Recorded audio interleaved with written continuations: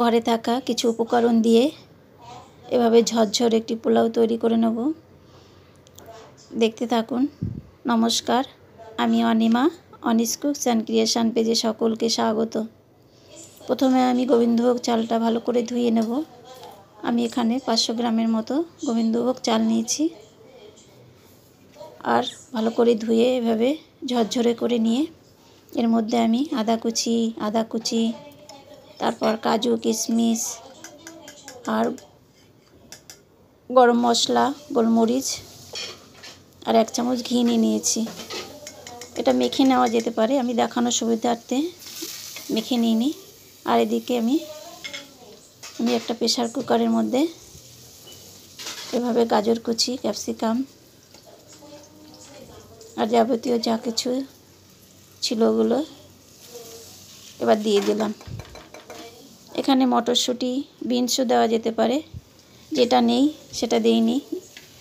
এগুলো না হলেও এই পোলাও খেতে ভালো লাগবে।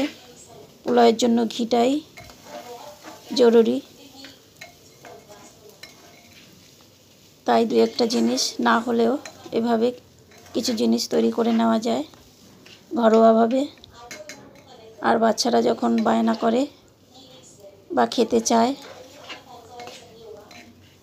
তখন এভাবে করে নেওয়া যেতে পারে। আমি এভাবে চালগুলি ভালো করে ভেজে নিলাম। তারপরে এবার পরিমাণ মতো নুন আর মিষ্টি দিয়ে দিলাম।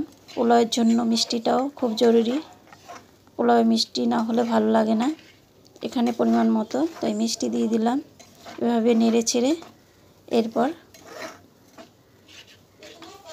জল দিয়ে দেবো। পাশে গরম জল করে রেখেছি, সেই জলটা দিয়ে দেবো। এখানে জল বেশি হলে চলবে না, কম হলে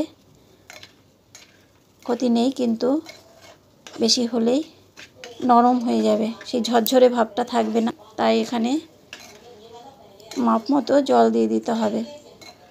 তাই কিছুটা গরম জল পাশে করে নিলে একটু যদি শক্ত থাকে সামান্য উপর থেকে একটু জল ছড়িয়ে দিয়ে করে নেওয়া যেতে পারবে।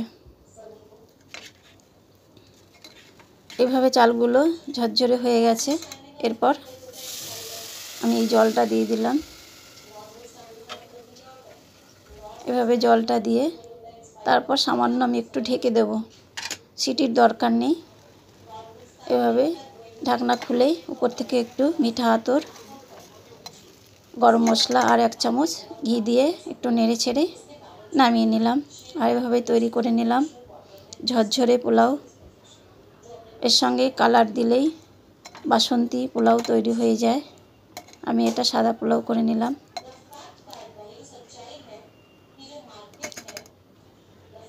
সকলে ভালো থাকুন। ভিডিওটি দেখার জন্য সকলকে অনেক অনেক ধন্যবাদ।